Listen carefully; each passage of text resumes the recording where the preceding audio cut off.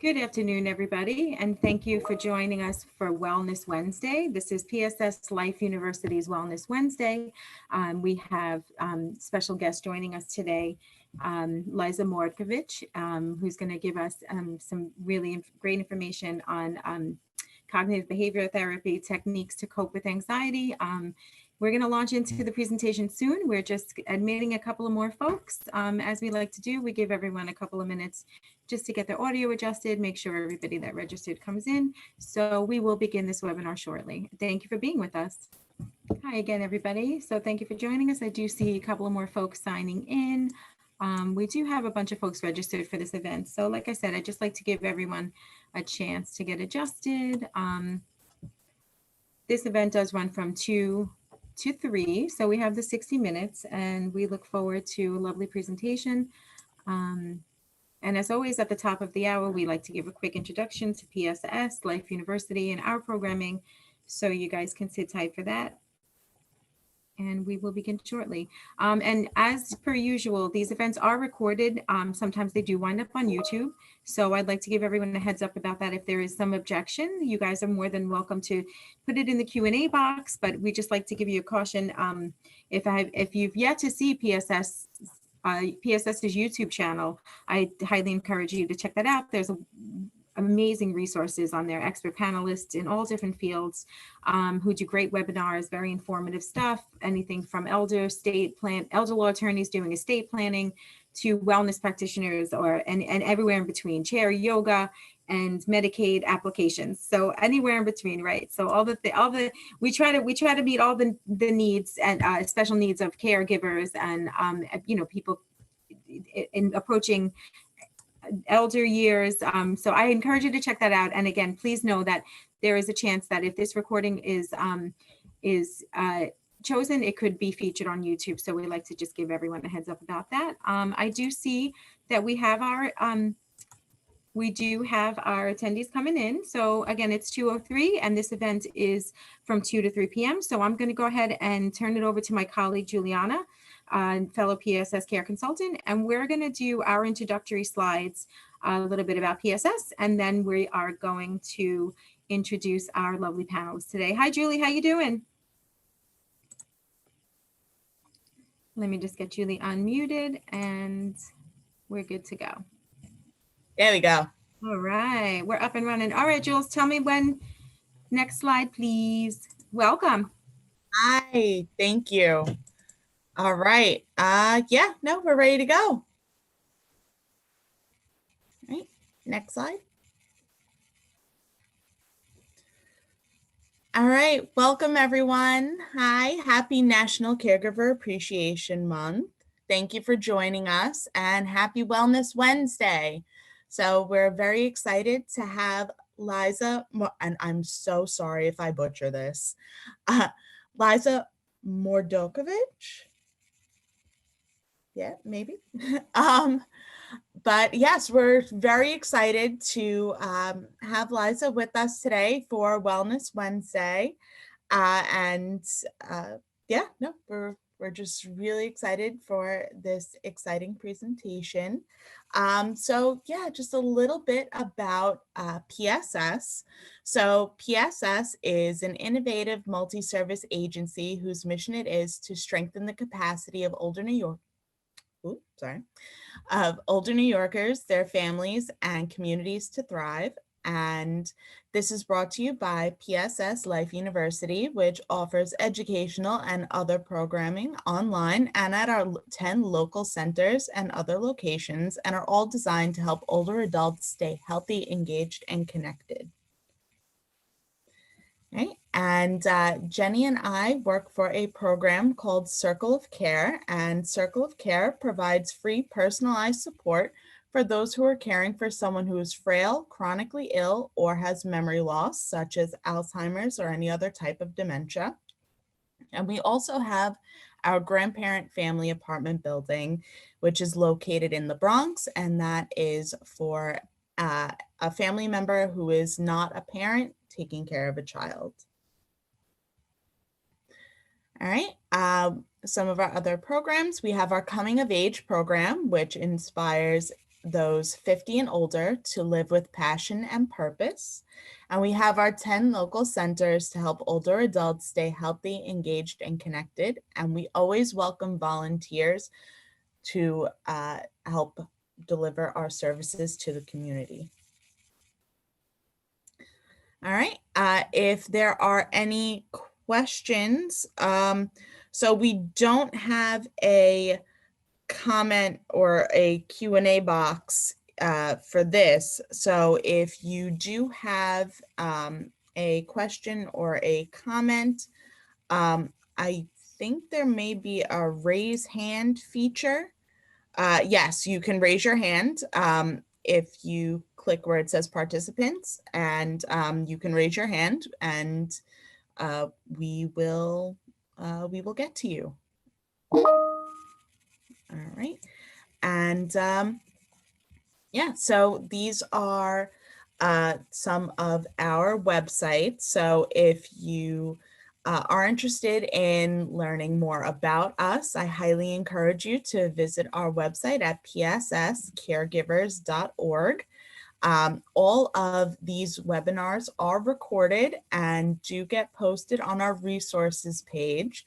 So they can be viewed again if you would like. So that's our resources page is where you could find all of our past webinars, and our events page is where you could find all upcoming events such as this one. We also have our coming of age website, the website for our 10 local centers. Jenny, can we just go back? Wait, there we go. We also have our volunteer page if you are interested in volunteering. And then if you are interested in receiving services, if you are a caregiver to someone who has memory loss, please call our toll-free hotline at 1-866-665-1713. Or send us an email over at careinfo@pssusa.org. All right, and some of our upcoming Zoom events. So tomorrow we actually have a presentation with Mr. Greg Dropkin from the Alzheimer's Association, and he will be telling us how to strengthen our caregiver toolkit, and that is tomorrow at 11 a.m. So you can go over to our events page and register there if you haven't registered already. And if you are a caregiver and are in need of some extra support, we have our Staten Island Lounge series, which is a virtual support group, which is held on Zoom. And these are some of the dates. It's held every second and fourth Monday of the month. It's an evening group from 6:30 p.m. until 8 p.m. All right. All right, thank you, Julie. I just realized that we have a January group scheduled, but the date here, I took us back to November and January. Oh. I'm sorry about that, guys. All right, thank you so much, Juliana, for that wonderful introduction to PSS Circle of Care. I am Jennifer, one of the other care consultants, and without further ado, I'd like to just introduce Liza Mordkovich. Sorry, Liza. And so she's our presenter for today, and she has a beautiful PowerPoint, which I'm going to pull up now, and then we are going to get right into it. Thank you so much for joining us today. And as Julie mentioned, there's no Q&A box. So this is this Wellness Wednesdays are set up as a meeting versus a webinar. So it's a little bit different structure on Zoom. So you're free to unmute yourselves, participants, after Liza's presentation, or yeah, it's kind of like more interactive. So after Liza finishes and she opens up the floor, you guys can certainly chime in with you know, some input, thoughts, reflections, and that's how we'll do it. Is that okay? All right, so Liza, I'm going to just open, I'm going to ask you to unmute yourself. Let me see if I have to enable that. Okay. Okay. All right, great. Welcome, Liza. Okay, so like we agreed, you. I'm going to open up your slides and then you're going to read and do your thing, and then you just tell me next slide. Cool?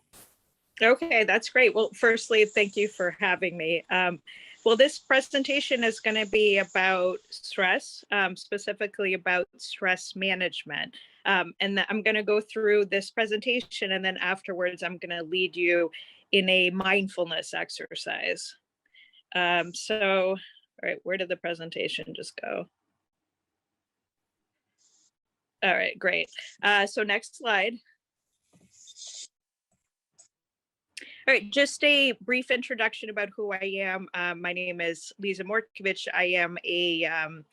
I'm a therapist in private practice. I'm also an owner of a group private practice called Brooklyn Center for Mindfulness and Psychotherapy. We specialize in treating anxiety disorders, depression, maternal mental health, and a few other places. A few other things. And this is my contact information. Feel free to take it down if you have any questions.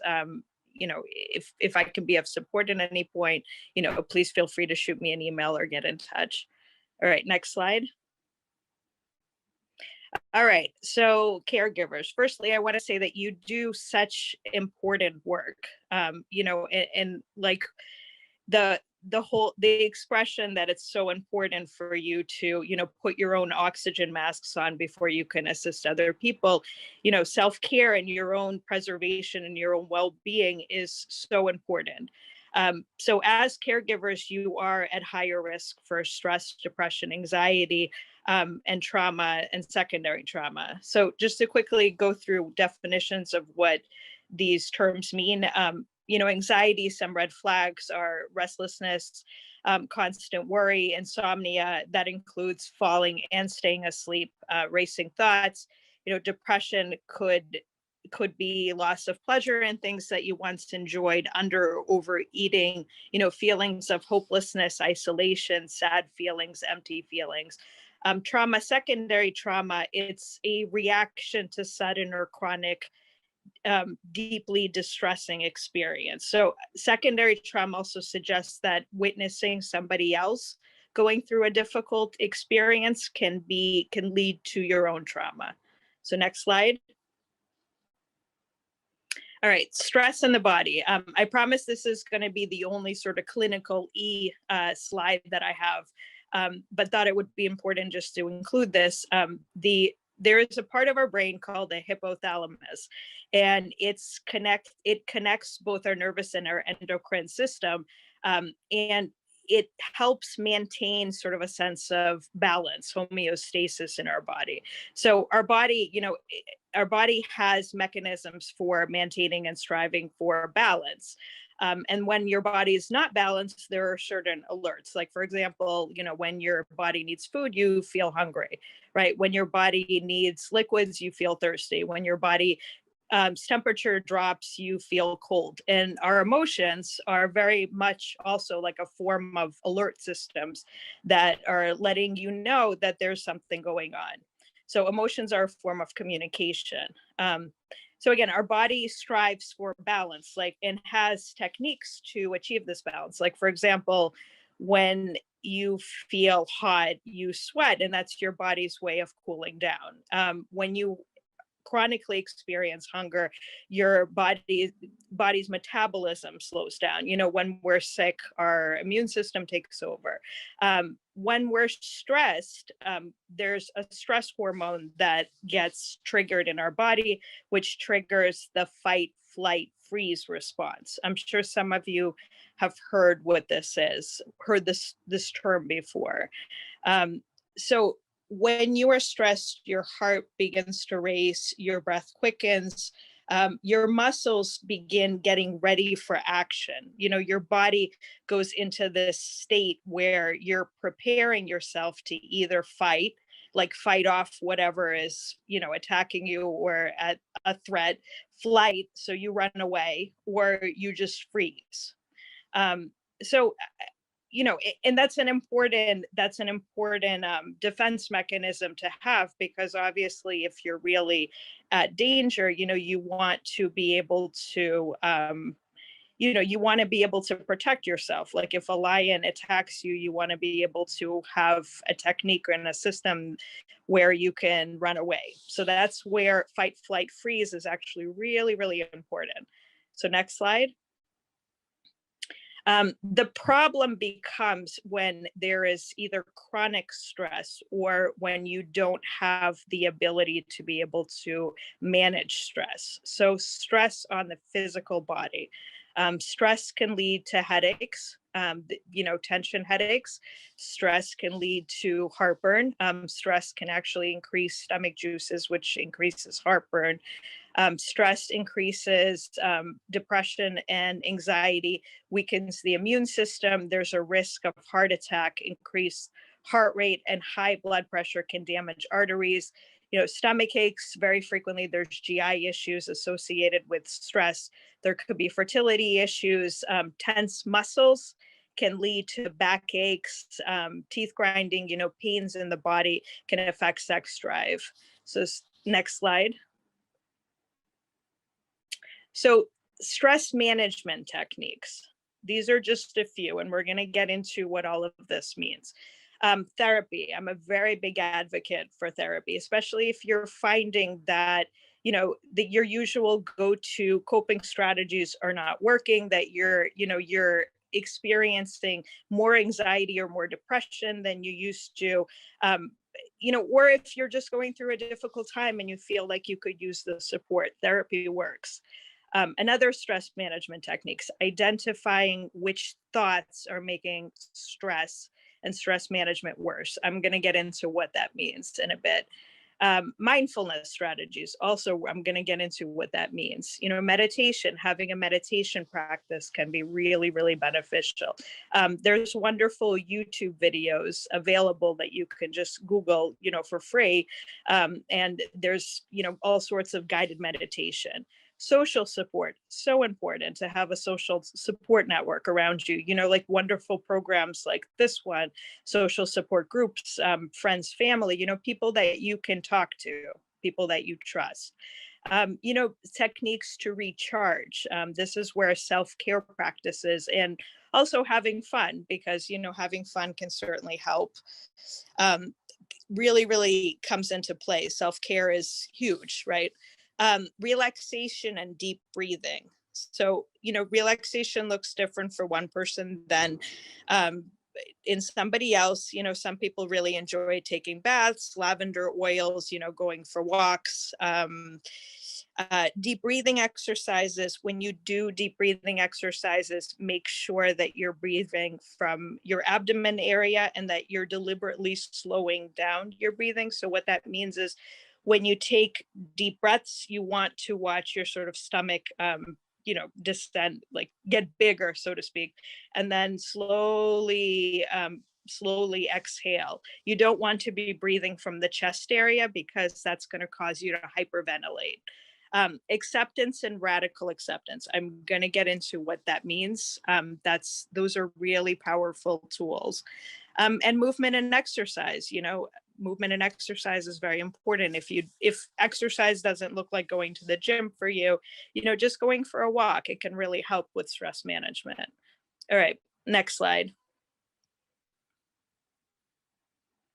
So thoughts and the influence on stress. This is actually important to know. Our thoughts, emotions, and our behaviors are really interconnected. So what that means is, our thoughts being what you're saying to yourself. It's your, thought patterns. It's your relationship to stress. It's how you perceive, day-to-day experiences. That actually has an influence in how you feel. I mean, and that makes sense, right? That there are certain thoughts that feel more depressing or more sad or more hopeless than other thoughts. So by being able to really notice your thoughts, especially in times of distress, then you can kind of begin to sort of change some of your thinking around, and that can have an influence on how you feel. So one of the things that I suggest in my work with clients is that, keep a journal. Write down, like, especially when you're feeling like that you're at your lowest point, write down everything that you're saying to yourself, your sort of stream of consciousness. It's called our automatic thoughts or self-talk. So what is it that you're saying to yourself in those moments? And then when you do that, you can begin to sort of recognize that there's kind of patterns in the way that you're thinking. And sometimes finding another way to say what you're saying, it's called reframing, can be really helpful and have an influence on how you feel. Like, for example, saying I'm bad at my job. You can change I'm bad at my job to saying I am looking forward to doing better. And essentially you are saying the same thing, but that it has a different feeling to it. So that's like an example of a way that you can kind of begin to really alter some of your thinking. And with a therapist too, a lot of the work that I do is around, what is it that people are saying to themselves and how can we change some of that? So very frequently people who are experiencing the worst of stress or anxiety, they engage in really catastrophic or sort of worst case scenario thoughts. And that actually can make stress and anxiety so much worse.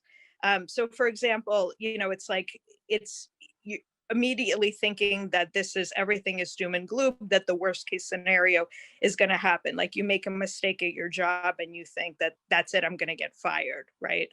And you can ask yourself that where is there evidence that this is going to happen? That, and when you begin to recognize that this is what you're doing, that you're engaging in this catastrophic thinking, you can kind of begin to change some of that thinking.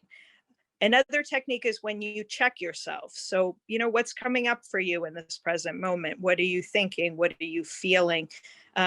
What's going on with your physical body? Avoidance makes things worse. So what does that mean is that if you're afraid, for example, if you're fearful of going to work because you're afraid of getting fired, avoiding work, besides the fact that you obviously risk getting fired if you don't show up for work, but that avoidance, like avoiding going to work, will actually make that fear worse. All right, next slide. All right, mindfulness. And we're going to actually, after I'm done with this presentation, we're going to do a mindfulness exercise.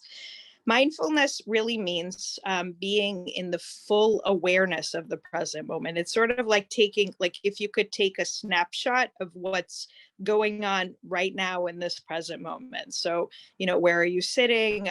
What is the temperature like in this room? How is your body physically feeling? What emotions are coming up for you? It's really checking in with yourself. So again, what are you feeling, thinking, etc. One of the techniques that I, advise clients to do, especially when you're feeling like you're the most stressed out, these are sort of called grounding techniques. So what are 5 things in this room where you are right now that you can touch? What are 4 things that you can see? 3 things that you can hear? 2 things that you can smell?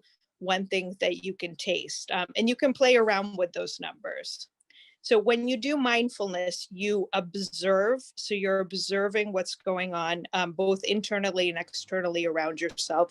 You can describe by, saying it out loud. You can describe by just thinking it, and participating. All right, next slide. So acceptance and radical acceptance. This is a really useful one, especially for you as caregivers, because you're working with a population where there's a very real risk that the person in front of you is just going to decline. And there's really nothing or little that you can do about that. And that's hard. That's a hard place for you to be in. That can feel very sad, right? So this is where a lot of acceptance and radical acceptance can come in. So acceptance and radical acceptance, it's not the same as positive thinking. So, nobody's telling you to just always look on the bright side of things, because that may not always be possible in certain situations. We're in the middle of a pandemic right now, for example, right? Pandemics are hard. There's really no positive twist on this situations. This is a tough time for a lot of people. So acceptance means understanding and facing reality for what it is. So it's really just understanding that this is a situation. It is in fact tough, right? But this is what it is. So pain is pain is very difficult, obviously. So we're like painful emotions, but they are a part of life. So this is sort of some acceptance around that. But pain doesn't have to lead to suffering. Where pain leads to suffering is what's problematic, where your ability to cope and coping skills just aren't working. So you're trying to achieve this homeostasis, you're trying to manage your stress level, but it's not working. Whatever you're trying to do, not working. And that can actually, in turn, lead to trauma. Which is where, stress management techniques are so helpful. And again, thoughts, right? It's a lot of times, how you're feeling, it's what you're saying to yourself. So thoughts and judgments like this isn't fair, this shouldn't be, can lead to those feelings of hopelessness. Because yes, a lot of things aren't fair, but where is there a rule that says that life is always fair? So that's where a lot of acceptance comes in. All right, next slide. All right, this is me. So again, these are my contact information. So again, feel free to contact me if you have any questions or I can be of support. And that's the end of my presentation. I'm going to do a mindfulness exercise right now with you. So if you could turn off the presentation, or I guess you could probably just keep this on. And I also wanted to know before I get into the mindfulness that if you have any questions, I guess you could raise your hand, and then Jennifer or Julie can just I don't know, unmute you. So if you have any questions, this would be the time. Thanks, Liza. That was good. So yeah, Liza's opening the floor to you guys, attendees. Don't be shy. If anything comes up for you, she's totally happy to address it. I don't see anybody raising hands, but I'll unmute you. This is a totally interactive meeting from here on out, guys. And yeah, we're happy to let Liza continue with the presentation and mindfulness activity. Great. So since there's no questions, and keep in mind, you're also, if you think of anything, even after I do the mindfulness exercise, you're welcome to ask, because I want this, this is about you, obviously. Oh, Liza, I'm sorry. We do have one brave soul. Louis, is it okay to unmute him and then you guys chat?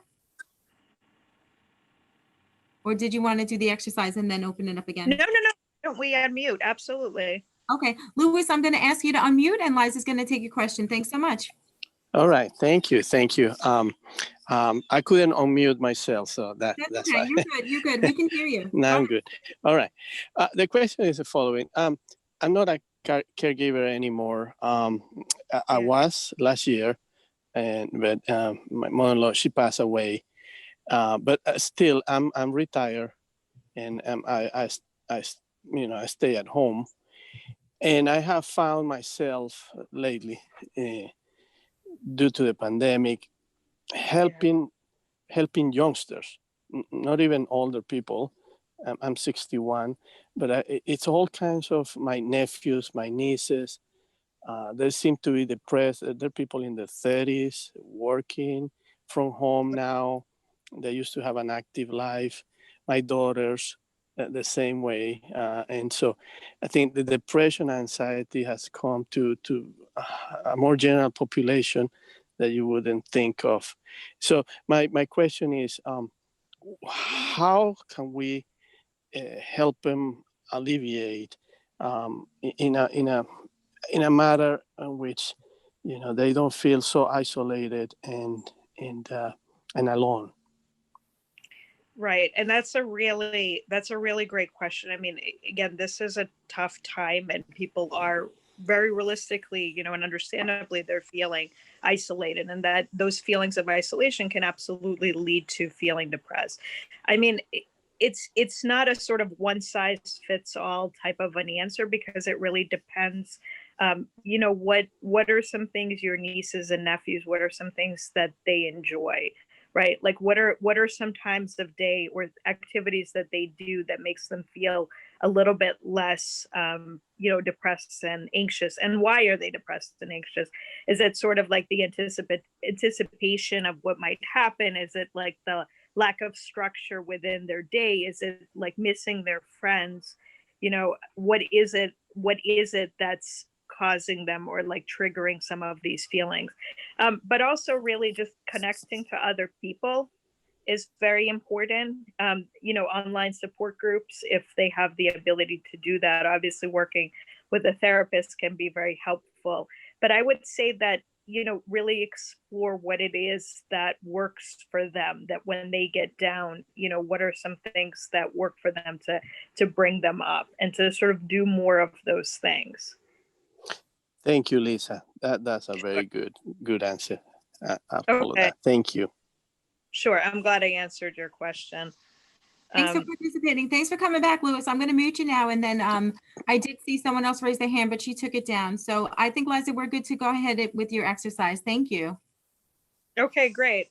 So, you know, like I said in the slide, right, that mindfulness is really just about paying attention to the here and now. It's kind of like if somebody were to just take a snapshot where you are in the present moment, you know, that's what mindfulness really is. So I'm inviting everybody just to, you know, be where they are, get comfortable, and to take 1 second and just check in with yourself. You know, what's coming up for you? How are you feeling? How is your physical body feeling?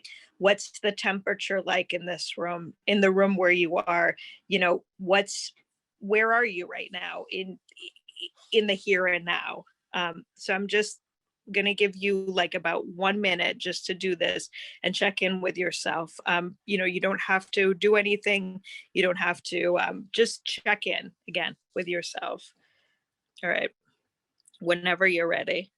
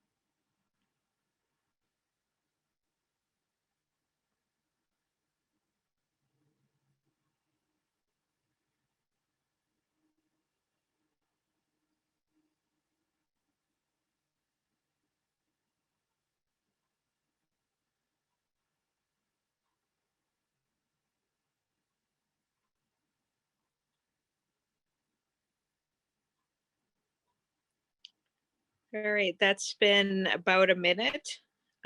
Would anybody be brave enough or willing to share what that experience was like for them?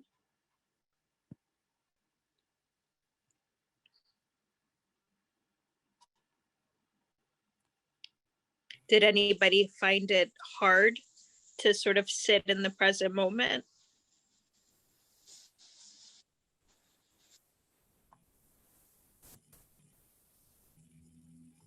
All right, we have 2 hands raised. Doris, I'm going to unmute you. Can you if Doris, Dora, if you hit, there you go. Welcome. Thank you. Hi, Lisa. Hi, Dora. Hi. I've been doing the mindfulness practice as a way to address what's going on with, you know, virtual caregiving. I live in California. My mother lives in Brooklyn.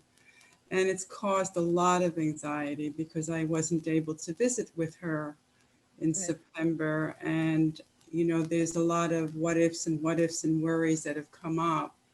And during this particular moment of sitting, I just connected somatically, physically, you know, how much of that I'm holding in my body, and just feeling how shut down that makes me feel, that I don't have much energy.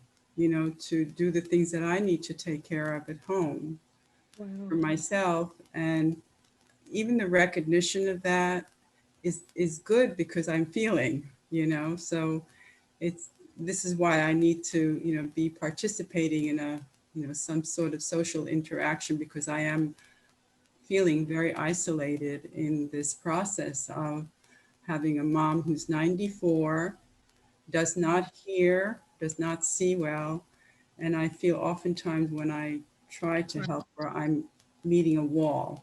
It's like a wall that I connect with. And thank goodness she has 24/7 help at home. And the aide, the one that is the bridge between her and I oftentimes. So the mindfulness session at this moment was very helpful in just allowing myself to feel it, and just feeling your presence and the group was very helpful. So thank you. Great. Thank you so much for sharing, Dora. And I'm sorry about, what you're going through. I hope that, you can reach out for support. Thank you. For, in that group around you. Thank you so much. Great. Thank you, Dora. Anybody else? You're registered for the continuing events that we have, because we're always here. Our slogan at Circle of Care is actually, "You are not alone." So we're happy to have you. Thank you so much for sharing. Louis, I'm going to unmute you now, and you can share your question with Liza. Yes, I'm in Georgia. I'm in a little bitty town. I live a country life, and I used to live in New York many years ago. So I'm very happy. I'm very blessed, and feel very lucky to be able to be here. And I'm here in the deck of my house, and I'm surrounded by pine trees and the sounds of birds chirping, and I feel completely in peace right now, even though we're in the middle of a pandemic, and I have many of my relatives suffering, including my dad and my mom, who are both 91. But due to the pandemic, I haven't been able to see them. My dad is in Venezuela, and my mom is in Washington State. And but I feel very connected right now to both of them spiritually, and I see them and I talk to them in my heart and in my brains. And so this circle of help is very, very, very, very extremely useful for me to keep me, I guess, in calm. I need to be in good. I need to have the oxygen before I help the others. And if I don't do that, I don't know what I'll do. But I need to stay calm. And this helps me a lot. Right. Well, thank you. That's beautiful.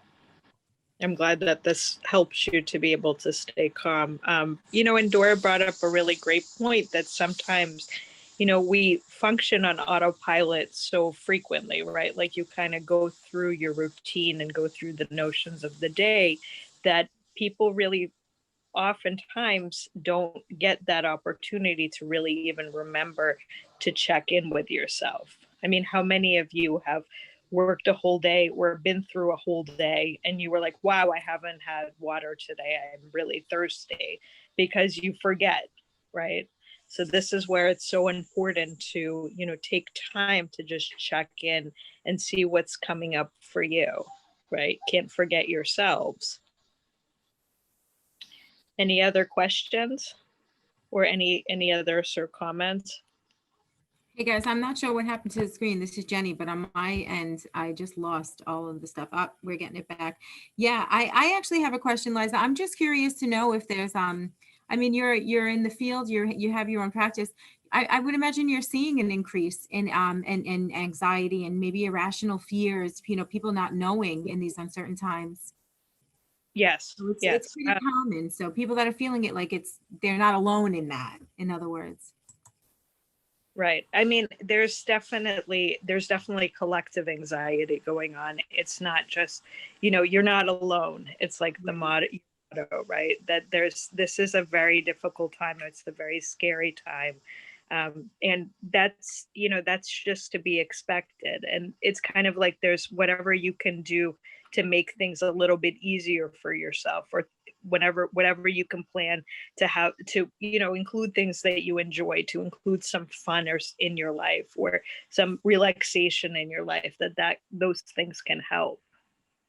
Yeah, that's what we're seeing a lot of too on our end with our clients. Julie and I as consultants, everybody is, like you touched upon it, noticing a decline in their loved one and having a lot of anxiety around that, because again, even if you have the best of intentions as a caregiver, I love that you touched upon that, there's really very little out of your control, and that I love this notion of radical acceptance, because I think that's, is that the first stage of grief, acceptance? Oh no, denial.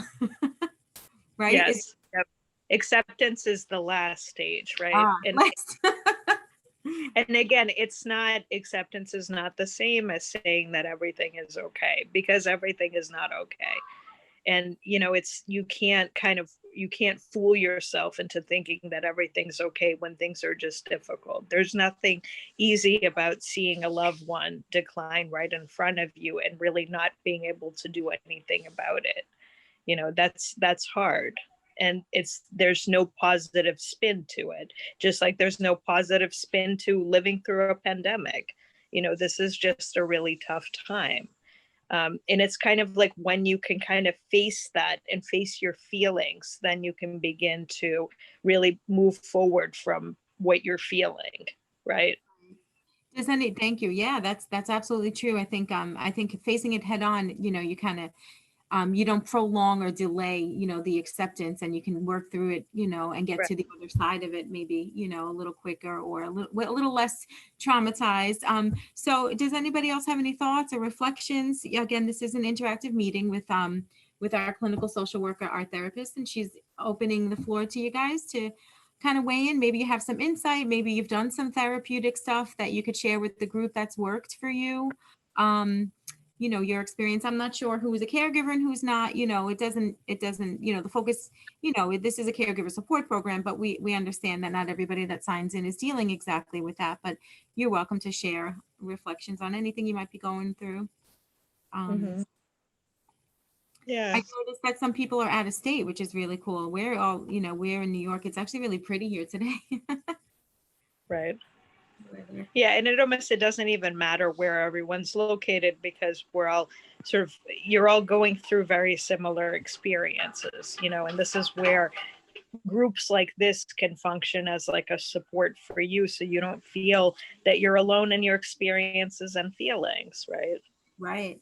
Yeah, that's definitely part of this challenge in this pandemic is finding these kinds of creative ways to continue to engage with people, so that isolation and doesn't set in, because that's really dangerous. That's definitely, yeah. And yes.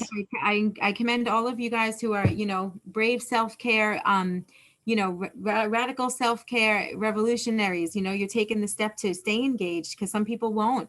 There are people out there who have all the resources, and it's almost like they choose to, to kind of step back from any kind of chance to, get out of themselves. So congratulations for you guys for being, understanding the importance of self-care, and that you're worth it. You're worth taking the time out of your day to take the focus off of whatever's stressing you out, and hanging out with a bunch of strangers and talking about these great therapeutic techniques. It's a good thing.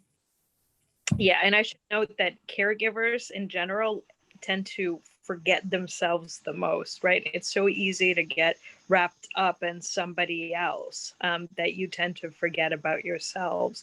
And it's, you can't forget about yourselves, because you're not going to be of good to anybody else if you don't take care of you first.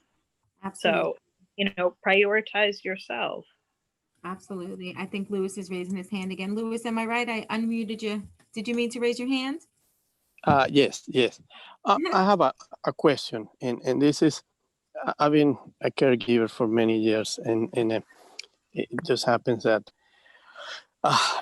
in one occasion, I had an uncle that needed chemotherapy, so he stayed in my house while he was doing treatments, and he was older.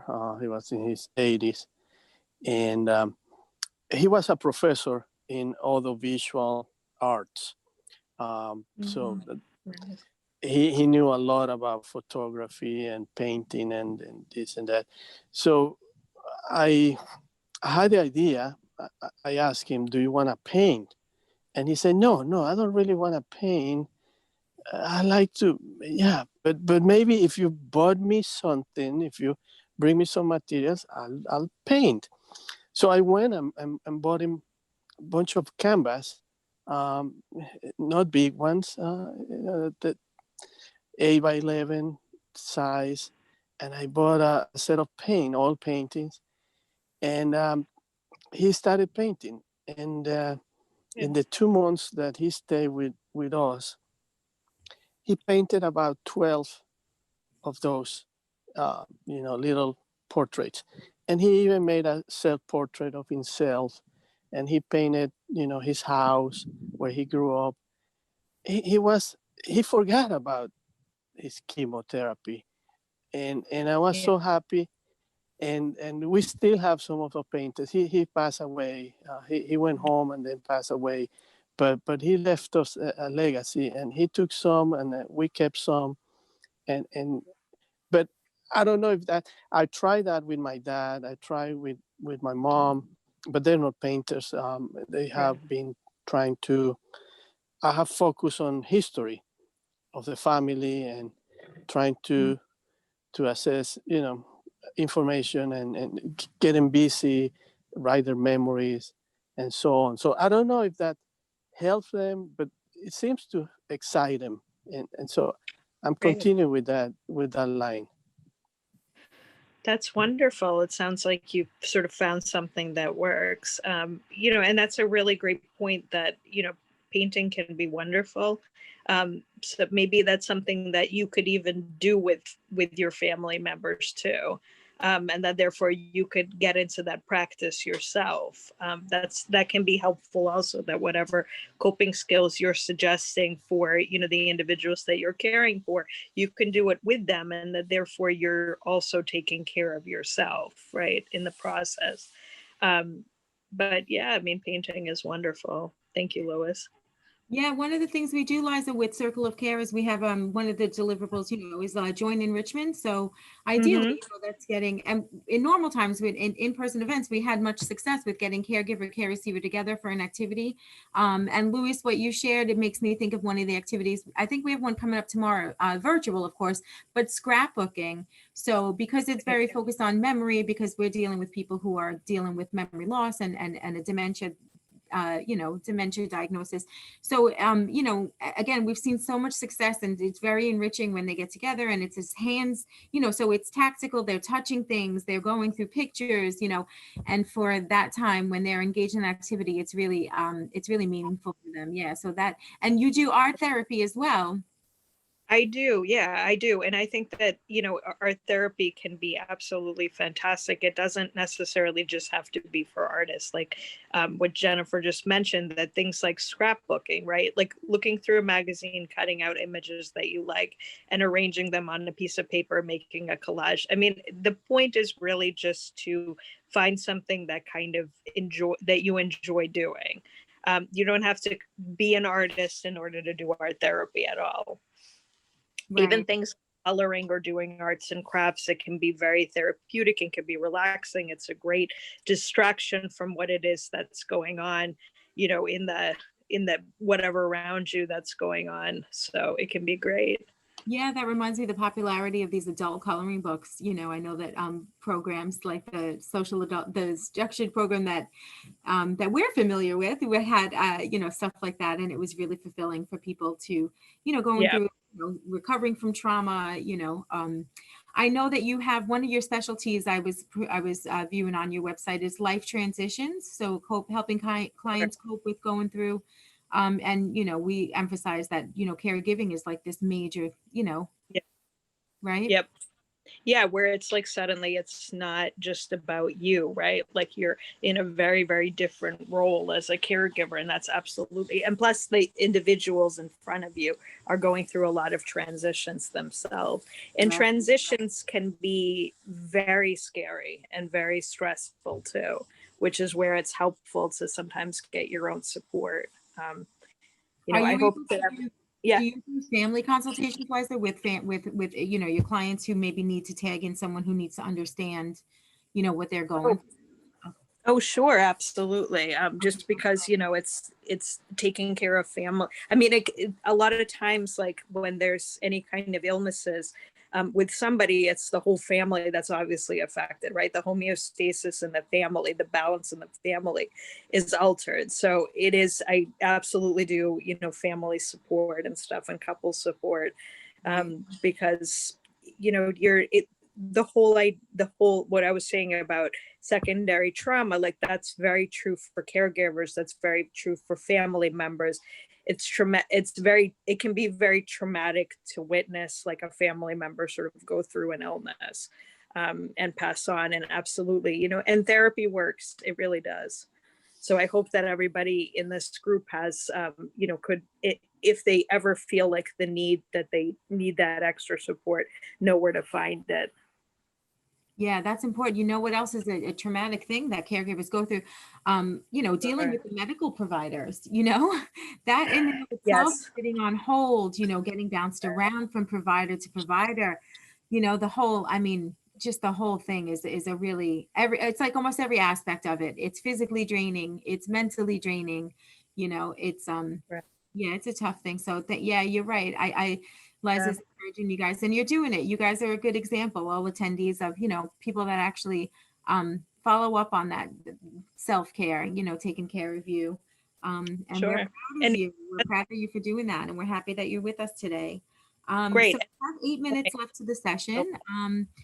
I don't know. I think there was a meditation consultant that sometimes joins us, and she offers to do it, but she's unavailable today. So we do, again, we have 8 minutes left, and I like to encourage you guys again to, while you have Liza here, she is a clinical social worker with her own practice in cognitive behavior therapy techniques for people coping with life transitions, trauma, as she mentioned. I can go back up and pull up that slide, Liza. Sure. And she's a licensed art therapist. So if you've got any questions, you want to pick her brain, she's here. Don't Remind be you, shy. like, now's your chance. Yeah. And it can be on any mental health related subjects. I mean, if you feel like, you know, that you just have a question or something that you would want to, or even a comment, if you want to share sort of something that's coming up for you. I mean, I have a question for the group. I mean, what's at least one thing that you do for self-care that works for you, if somebody could share? All right, Victoria, I believe, raised her hand. Yeah. Hi, Victoria. I'm unmuting you. Can you see? There you go. Hi. Hi. Hi. Hi. I, um, it's not self-care, but I jumped on your word fun, and as you're talking, I decided I'm going to put up my Christmas decorations now a month early because I for you. think it'll help, you know, coming and down and seeing all those. So thank you. I think Good. that's one of the takeaways I took from this. So thanks a lot. That's so wonderful to hear. And I mean, obviously, if Christmas decorations make you feel happy, you know, put up those Christmas. There's no rule that says that you can't put them up a month early. Right. So that's great. That was great. Yeah. Victoria. Thanks. I'm glad you're with us. Yeah, there was a Right. thing, you know, this like fast forward in the holidays, but you know, this is a time for joy. So if it's bringing joy, go for it. Yeah. Absolutely. Yeah. Somebody was just telling me yesterday that what brings them joy is looking at pictures of puppies. So it was like, great, you know, Aw. do more of that, right? Google pictures of puppies and look at puppies. Even if you can't, you know, physically go someplace where there's puppies because of the pandemic. Yeah, our first Wellness Wednesday was about 2 weeks ago. So we again we had this like talk about trauma. We had a cancellation, and I really didn't have anything planned. So we came up with an idea to focus on a word cloud with self-care, and then all of the offshoots of that. And one of them was pleasure. So, with reflecting on the word pleasure and like what comes to mind, what I said for me, what comes up is, taking pleasure in things that maybe you're older now. And like, maybe when you were younger, you were kind of judgmental about some activity. You thought it was corny or you thought it was this, but maybe now you're intrigued by it. Like, just go for it. Whatever was a block before that prevented you, you might really enjoy it. I Right. always tell my kids that about food. I'm like, you guys should try this because you're young. And if you don't try it and you wait till you're 40 to try it and you love it, you're going to have missed out on 20 years of enjoying it, So it's like, just whatever's there, just, if you feel, as long as it's not self-harm, no self-harm, but it's like, just go for it. Life is too short in a sense, right? Absolutely. Absolutely. You might learn something new. And plus, what's the worst that can happen, right? Yeah, right. Like you find that you were right and that it was corny. You find that it was it wasn't worth your time. And okay, so you're validated. Yes.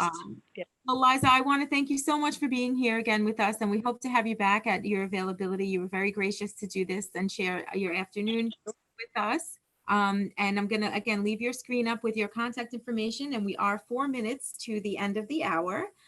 So I'd like to, again, as I always do, just turn it over to you guys for any quick afterthoughts. Again, this was the interactive meeting. So if no one else has their hands raised, I will go to the slide with upcoming PSS events and remind you guys of some other things we have coming up that we encourage you to join us for. And those are, so now, so I realize that there's people here, we're interstate in this group right now, but we are excited, Julie and I are excited to announce that we are able to take our very successful support group in a virtual setting now. And so those dates are listed, the most recent one coming up is this coming Monday, then 2 in December, and then there's a little error there. We have 2 in January, one on the 11th and one on the 25th. And you guys can register for all that stuff at pssusa.org/events and see all the other great things we have coming up. Maybe Liza will be in high demand now. So if once this goes viral, she's going to be featured on other, other wellness days with other agencies. But you can keep an eye out for a lot of upcoming things with amazing experts in the field of wellness or geriatric care, dementia care, and we encourage you to do that.